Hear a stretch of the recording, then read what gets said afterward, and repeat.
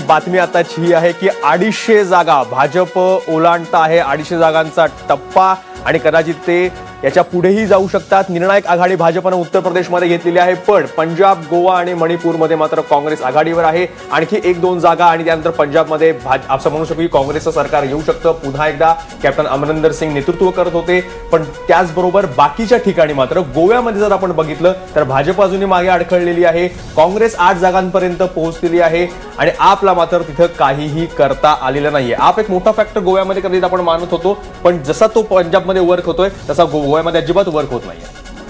नाही बघा, म्हणजे पंजाबमध्ये जो काही हे लोकांचा जो जनमानसाचा जो प्रक्षोभ होता तो आपण 2014च्या इलेक्शनमध्ये पण बघितलं. म्हणजे आम्ही 400पेक्षा जास्त सीट्स लढवलेले आणि फक्त पंजाबने आम्हाला साथ दिली, जिथे आमचे 4 MPs निवडून आलेले.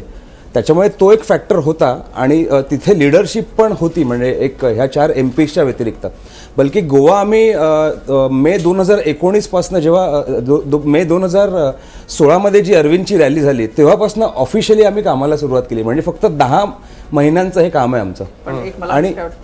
आणि जसं म्हणजे मगाशी म्हटलं त्याप्रमाणे की गोव्याचं जी संस्कृती आहे किंवा पॉलिटिकल डायनॅमिक्स हे रेस्ट ऑफ इंडियापेक्षा कम्प्लिटली डिफरंट आहे. एक असं आहे, मला असं वाटतं मयुरेश की आपलं म्हणजे आप काय जाती वगैरे याच्यामध्ये न पडणारा पक्ष आहे आप हा, पण तरीसुद्धा दिल्लीमध्ये आपला जे यश मिळालं ते मुख्यत्वे काँग्रेसची जी वोट बँक होती दलित मुस्लिम जी पारंपरिक आहे तर ती मोठ्या प्रमाणात आपकडे गेली आणि त्याच्यामुळे तिथं आपलं यश मिळालं. पंजाबमध्ये जर बघितलं तर तिथं साधारण 28 ते 30% दलित मतदार आहेत आणि आप तिथं खूप पॉप्युलर ह्या समाजामध्ये या वर्गामध्ये आहे आणि त्याच्यामुळं आपला तिथं आपला जम बसवता आला आणि पहिल्याच फटक्यामध्ये 4 खासदार निवडून आणता आले. गोव्याच्या बाबतीत जर बोलायचं तर आपचा असा प्रयत्न होता किंवा आपलं असं वाटलं होतं की एल्विस गोम्स यांच्यामुळं कॅथलिक मतं आपल्याकडे येऊ शकतील आणि तसा एक बेस आपल्याला तिथं निर्माण करता येईल.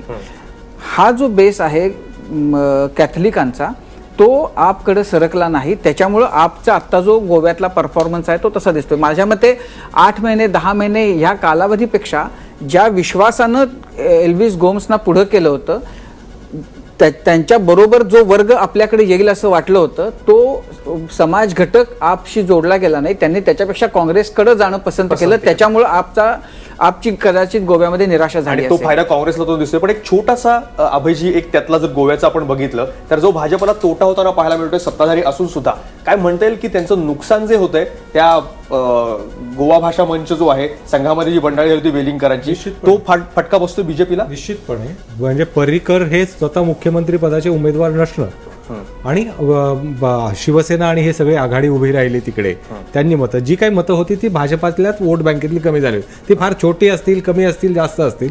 दुसरं छोटे मतदारसंघ असल्यामुळे होणारं मगाच्या ज्याचा उल्लेख केला मी स्ट्रॅटेजिक वोटिंग, आपचं साधारणतः 6 मतदारसंघामध्ये आप लिडिंगवर आहे असं वाटत होतं, कारण सुरुवातीच्या काळात तर ते खूप पुढे होते, पण नंतर जसं जसं त्याचा उल्लेख झाला, मगाशी समरने याचा उल्लेख केला की कॅथलिक मतदार जो साधारणतः आपकडे जाईल असं वाटलं होतं तो पुन्हा काँग्रेसच्या पाठीशी आला.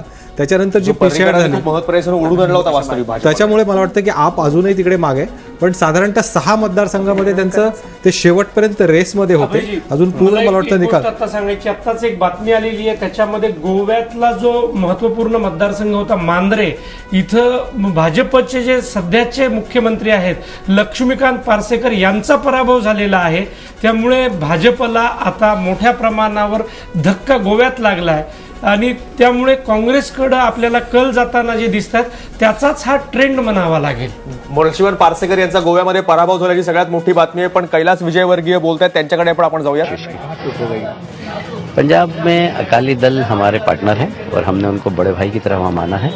सारी चुनाव संचालन की रणनीति अकाली दल के हाथ में थी, हमारी सहयोगी की भूमिका थी, इसलिए पंजाब का बर्डन चुनाव प्रचार का हम लोगों के पास नहीं था.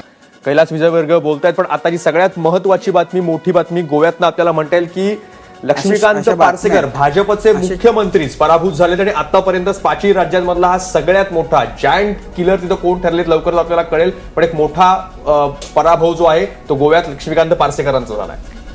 मला असं वाटतं की तिथं जे गेल्या खेपेला मोठ जी आपण सुरुवातीला बोललो तो मोठ जी बांधली होती तिथं पर्रीकरांनी, तर त्याला दोन्ही बाजूनी त्याला दणके बसले, दोन्ही बाजूनी सुरुंग लागले. एकीकडे वेलिंगकरांसारखा संघ विचारांचा माणूस आपल्या बरोबर काही मतं घेऊन, बरं ते मतदारसंघ इतके छोटे त्यांचे जीव आहेत, तर त्यामुळे 1500 अशी जरी मतं गेली त्यांच्या बरोबर गेली असतील, त्याच्याशिवाय महाराष्ट्रवादी गोमंतक पक्ष सुद्धा भाजपच्या पासून दूर झाला.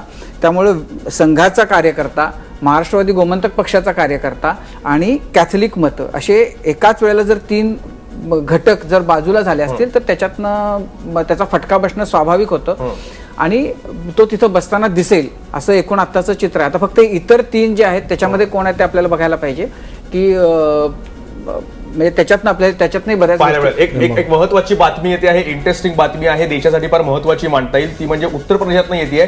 दादरी जिथं बीफ बॅन नंतर अखलाक प्रकरण घडलं होतं आणि संपूर्ण देशामध्ये पुरस्कार प्राप्तीची त्यानंतर लाट आली होती, भाजपला कॉर्नर केलं गेलं होतं, तिथून भाजपचा जो उमेदवार आहे हा 7,000 मतांनी पुढे आहे. त्याच्यामुळे जे प्रकरण उत्तर प्रदेशमध्ये भाजपला भोवेल असं वाटलं होतं, एका प्रकारचं मतांचं ध्रुवीकरण होऊन त्या दादरीमध्ये जे उदाहरण म्हणून पुढे दिलेलं होतं तिथं भाजपचा उमेदवार हा 7,000 मतांनी पुढे चाललेला आहे. अभिजित, उत्तर प्रदेशमध्ये जी आता लाट आपल्याला पुन्हा एकदा दिसते लोकसभेनंतर, त्या पद्धतीनं जर पाहिलं तर दादरीमध्ये भाजपचा उमेदवार पुढे गेला तर मला आश्चर्य वाटणार नाही. कारण दादरी हा मतदारसंघ पश्चिमी उत्तर प्रदेशमध्ये येतो, गाझियाबाद पासून अतिशय जवळ आहे, थोडा इंडस्ट्रीयल भाग आहे आणि तिथे मुस्लिम बहुल भाग असून सुद्धा मतांच्या विभाजनामुळे भाजपला त्याचा फायदा होताना दिसतोय. आणि हेच जर ट्रेंड राहिले तर मला वाटतं की 300चा आकडा सुद्धा भाजपला ओलांडताना दिसतोय. अख्ख्या चर्चेमध्ये एक मिनिट मला बोलायचं आहे. तुम्ही ध्रुवीकरण मगासपासून या दादरीचं उदाहरण घेऊन सांगता, पण हे ध्रुवीकरण कुठलं झालंय माहिती आहे? हे ध्रुवीकरण झालंय परफॉर्मन्स आणि नॉन परफॉर्मन्स. डेव्हलपमेंट कोण करतं त्याच्या बाजूने ते ध्रुवीकरण झालेलं आहे. आणि म्हणून सबका साथ सबका विकास, सबका साथ सबका विकास.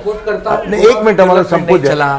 गोवा में नहीं चला, पंजाब में नहीं चला, मणिपुर आप देख सकते हैं. आता उत्तर प्रदेश मी सांगतो तिथे जातीचं समीकरण, कारण हे डेव्हलप. दुबेजी मला संपू द्या, महत्वाचा पॉइंट मी बोलत होतो. उत्तर प्रदेशमध्ये ज्या ऍप्रिहेन्शन होत्या, दादरी, मग जातीचं समीकरण, बाकीच्या गोष्टी, पण त्या तिथे भारतीय जनता पार्टी आणि मोदीजी स्पष्टपणाने ते सांगू शकले की सबका साथ सबका विकास. हे तुम्हाला कळेल आकडे, सगळ्यांकडनं मतं मिळाले, म्हणजे हे ध्रुवीकरण झालंय परफॉर्मन्स आणि नॉन परफॉर्मन्स. दुबे सर, मैं ये कहता हूँ कि मोदी जी की बात हो रही है डेवलपमेंट की. अगर डेवलपमेंट की बात हो रही है तो भारत के प्रधानमंत्री हैं, पूरे देश पर उनका डेवलपमेंट होना चाहिए. अगर आप नतीजे देखें, पंजाब में उनके साथी दल अकाली दल की क्या स्थिति है. आप देखिए गोवा में अभी आप बता रहे हैं कि उनके चीफ मिनिस्टर कैंडिडेट चुनाव हार गए. तो मेरा ये कहना है कि अगर हम उत्तराखंड को एक छोड़ दें, उत्तराखंड में जो कि बदल जाता है मामला, यूपी से सटा हुआ है, तो एक बार यूपी का और वहां पर एक ही हवा बह सकती, मैं मानता हूं. लेकिन अगर बात डेवलपमेंट की हो रही तो मैं इसको मानने को तैयार नहीं हूं. उत्तर प्रदेश के नतीजे जरूर इनके पक्ष में हैं, लेकिन पूरा देश आज भी कांग्रेस पार्टी के साथ. ठीक आहे, पण बातमी अशी आहे की युपीचे सगळे जे मुस्लिम बहुल भाग आहेत तिथं भाजपला मोठं यश मिळालं. भाजपावर मोठी टीका झाली होती की संपूर्ण यादीमध्ये त्यांनी मुस्लिम. अभी आप गोवा है तो आपके चेहरे पर मुस्कान आनी है, पण ये गोवा अभी जल्दी मत कीजिए दुबे जी. अभी भाजपावर खूप मोठी टीका झाली होती की उत्तर प्रदेशमध्ये बहुमतासाठी ते शर्यत लढत होते, पण तरी सुद्धा अजिबात मुस्लिम उमेदवार दिलेले नव्हते आणि तरी सुद्धा मुस्लिम बहुल भागामध्ये भाजपला जास्त मतं मिळत आहेत. 40 अशा महत्वाच्या जागा आहेत जिथे भाजपचे उमेदवार आघाडीवर आहेत. एकदम थोडक्यात समर्जी, जे मुस्लिम ध्रुवीकरणाची कायम युपीमध्ये चर्चा होती कुठंच काम करत नाहीये. मग भाजपच्या या दाव्यावर विश्वास ठेवायला नाही. मुस्लिम बहुल भाग म्हणजे उत्तर प्रदेशमध्ये असे कोणतेही भाग नाहीत की जिथे 70% मुसलमान आहेत, 80% मुसलमान आहेत. मुस्लिम बहुल भाग म्हणजे 40-45% मुस्लिम बहुल भाग असतात. मुस्लिम लोकसंख्येच्या 30% जिथे जास्त जातात तिथे हिंदू ध्रुवीकरण मोठ्या प्रमाणात होतं आणि त्या ठिकाणी भाजपला कायम फायदा होतो. दादरीमध्ये भाजपचा कॅन्डिडेट पुढे, दादरीचा इफेक्ट झाला नाही असं आपण म्हणतो. इनफॅक्ट इफेक्ट झाला ना. भाजपचं जे राजकारण आहे त्याच्यामध्ये भाजपला या ध्रुवीकरणाचा फायदा झाला. एकही मुस्लिम उमेदवार न देता जेव्हा भाजप निवडणुकीत जाते तेव्हा तो एक क्लिअर कट सिग्नल होता. पंतप्रधानांनी थेट भूमिका घेतली नाही तरी सटल लेवलला त्यांच्या भाषणातनं जे मुद्दे आले, मग ते ते स्मशान आणि कब्रस्तान असेल किंवा ईदेला वीज देतात तर दिवाळीला का नाही, हे मुद्दे असतील. याच्यातनं एक सिग्नल भाजप देत होती. त्यांनी मोठ्या प्रमाणावर, जसं गुजरातच्या दंगलीच्या पार्श्वभूमीवरती मोदीचं मुख्यमंत्रीपद आलं, तशा पद्धतीचा इव्हेंट जरी झालेला नसला तरी छोट्या छोट्या ठिकाणी, म्हणजे त्यांनी बाकीची गणितं केली नाहीत का, तर बाकीची गणितं नक्कीच केली, परंतु हे मुद्दे घेऊन त्यांचे छोटे छोटे, जसे साक्षी महाराज आहेत किंवा आदित्यनाथ आहेत, हे आपण जरी म्हणत असलो या चर्चेमध्ये की ते अनेकदा भडक विधानं करतात आणि हे योग्य नाही, तरी त्या विधानांचा फायदा त्यांना ध्रुवीकरणासाठी होत असतो आणि म्हणूनच ते पक्षामध्ये आहेत आणि म्हणूनच पक्षामध्ये त्यांचं स्थान सुद्धा आढळ आहे. जर मोदी इतकी थेट विकासाची भूमिका घेत असतील तर मग असे लोक का ठेवतात पक्षात? तर त्या लोकांचाही त्या त्या पातळीवरती निवडणुकीसाठी फायदा होत असतो, त्या ध्रुवीकरणासाठी फायदा होत असतो आणि म्हणून या लोकांची गरज असते अशा पक्षांना. बरोबर, आणि तो नेमका फायदा भाजपला यावेळेस पाहायला मिळतोय. पण गोव्याची सगळ्यात महत्वाची बातमी आताची आहे ते म्हणजे मुख्यमंत्री, गोव्याचे विद्यमान मुख्यमंत्री लक्ष्मीकांत पार्सेकर यांचा पराभव झालेला आहे. 3,500 मतांच्या फरकानं ते पडलेले आहेत. सकाळी हनुमानाची त्यांच्यावर कृपा होईल असं स्वतः म्हणाले होते, ती झालेली दिसत नाही आणि 3,500 मतांनी पार्सेकरांचा पराभव झालेला आहे. पर्रीकरांना दिल्ली गेल्याच्या पश्चात ज्यांच्यावर संपूर्ण गोवा भाजपाची कमान होती ती कमान कोसळलेली आहे.